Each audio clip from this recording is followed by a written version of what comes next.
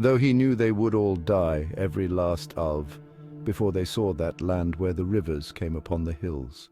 Where was waiting with readied and bloody embrace, with daggers in hand, his cousin Terron the Terrible, the cursed abomination. He jeered to think of what had become of him. He grimaced, alas.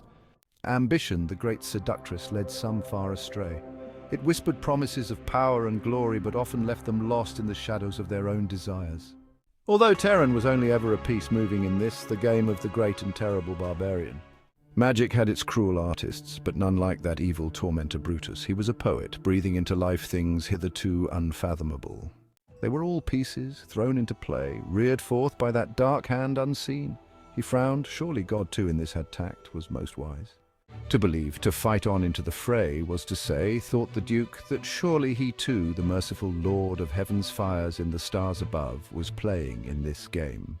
What was left of the garrison of King's men, in their hundreds, was torn, butchered, or otherwise burned down to a few handfuls of torn knights, their wide eyes yearning to feel something in the temples of the dark and sacred sky. Now, though, after so much bloody toil, perhaps there was a little mercy in that they need not see him. Few and far from the hills, only the brave, only the heart remained in these that dragooned on. Whistling helped. It reminded him of her. She loved to whistle. She had sung the notes into the night like a bird, so he started it, and they all whistled together. It melodied all ailments, soothed even death. It whispered, hooted, hummed them along, a meaningless, thoughtless joy too light to be caught.